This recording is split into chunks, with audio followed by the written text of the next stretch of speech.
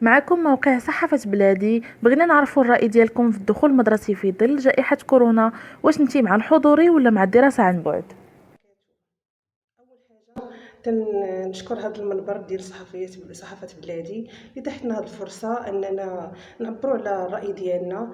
وتنشكرك حتى انت يا المراسله بسمه الناجي اللي تحت لنا فرصه اننا نهضروا ونعبروا على مطالبنا وعلى على هذا التعليم عن بعد. هذا التعليم عن بعد راه ما عطاناش نتيجه، راه ما عندناش امكانيات، ما كاينش امكانيات باش نقراو ولادنا عن بعد. عاد زيد على ذلك ان ولادنا ما غاديش ما استافدوش نهائيا بالتعليم عن بعد.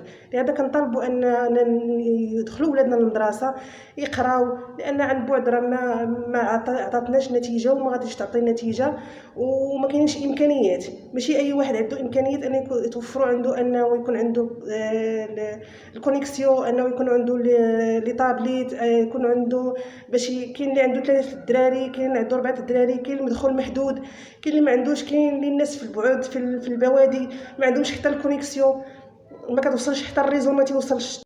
جينا اليوم نسولكم عن الرأي ديالك في الدخول المدرسي في ظل جائحة كورونا، واش نتي مع الحضوري ولا مع الدراسة عن بعد؟ وعليكم السلام بنتي. الحمد لله والشكر لله. هذه الجائحه ديال كورونا العام اللي فات ما استفدوش الدراري، بحيث لقينا معاهم صعوبه بزاف الدراسه عن بعد.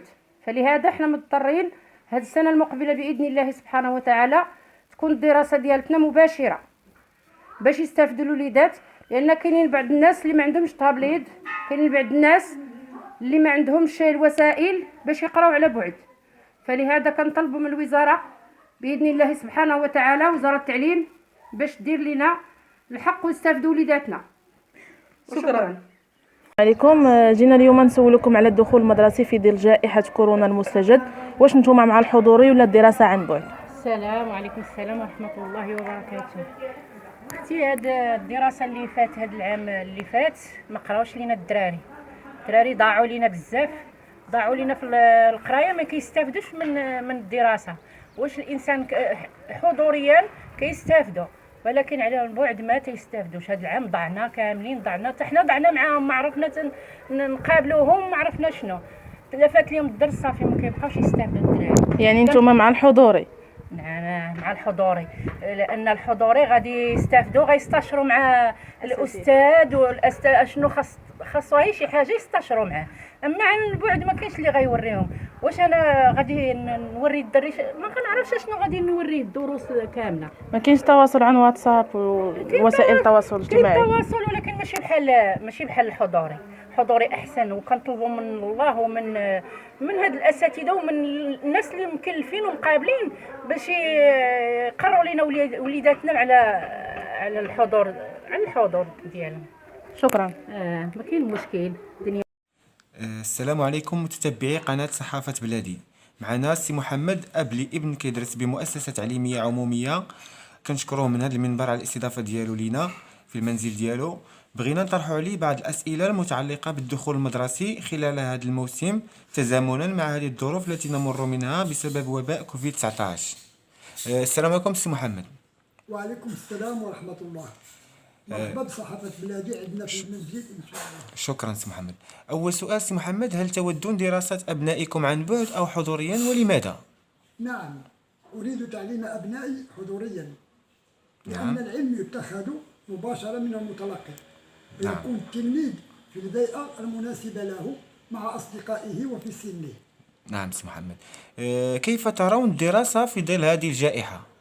الدراسة في ظل هذه الجائحة تكون مخاطرة إذا أسأنا التصرف ولم نلتزم بما فرضته المؤسسة علينا، كالنظافة وارتداء الكمامة وعدم الاكتظاظ عند الباب في الدخول والخروج. نعم سي محمد.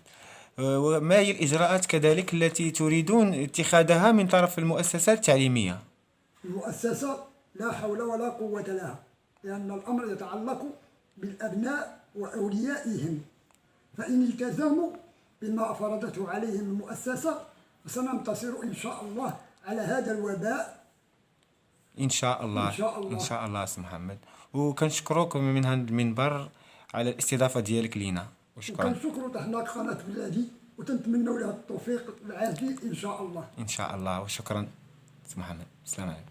الرحمن الرحيم. كنشكروا صحافة بلادي الأخ صلاح المراسل ديالها على طرح ديال السؤال بخصوص الدخول المدرسي لهذه السنة اللي هو استثنائي أمام هذه الجائحة اللي كنتمنى من الله سبحانه وتعالى تمر على سلام.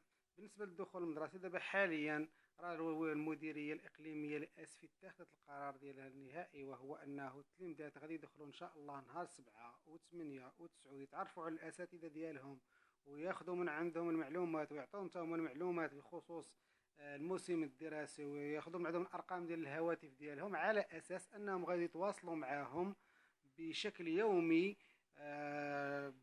يومي بخصوص التقويم التشخيصي لهذه السنه اللي غادي يستمر حتى 3 في شهر 10 ان شاء الله. وشكرا.